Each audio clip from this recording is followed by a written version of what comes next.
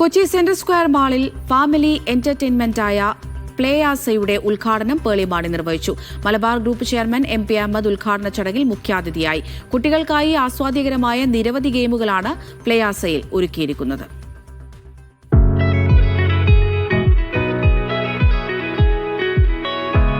പ്ലേയാസ the fun Plaza ഇനി മുതൽ Kochi central square മാളിലും വിനോദം തീർക്കുകയാണ്. 80-ലധികം ഗെയിമുകൾ, സിഗ്നേച്ചർ റൈഡുകൾ തുടങ്ങിയവ പ്ലേയാസ കുട്ടികൾക്കായും മുതിർന്നവർക്കായും ഒരുക്കിയിട്ടുണ്ട്. 20,000 ചതുരശ്ര വിസ്തീർണമുള്ള ലോകോത്തര ഫാമിലി എന്റർടൈൻമെന്റ് സെന്ററാണ് പ്ലേയാസ.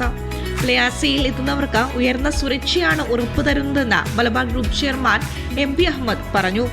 കുട്ടികൾക്ക് കളിക്കുക, സേഫായിട്ട് കളിക്കുക, ഒരു ഹാപ്പിനെസ് ഉണ്ടാവുക, ഹാപ്പി മൂഡ് ക്രിയേറ്റ് ചെയ്യുക എന്നുള്ളതാണ് ഞങ്ങൾ ഉദ്ദേശിക്കുന്നത്.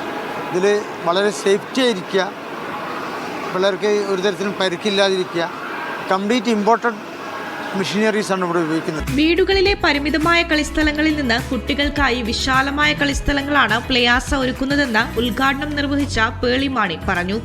കുട്ടികളുമൊത്തായിരുന്നു പേളിമാണി ചടങ്ങിൽ പങ്കെടുത്തത്.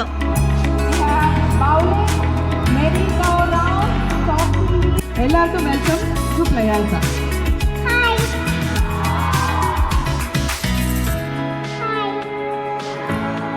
നമ്മൾ കൊച്ചി പോലത്തെ ഒരു സ്ഥലത്തൊക്കെ ജീവിക്കുമ്പോൾ സിറ്റി ലൈഫിലാണ് നമ്മൾ ജീവിക്കുന്നത് അല്ലേ.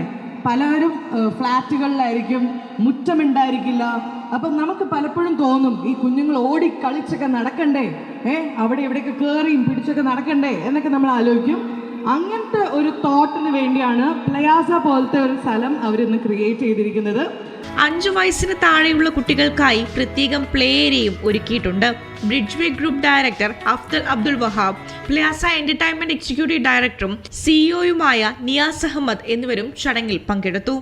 മീഡിയ 1 കൊച്ചി.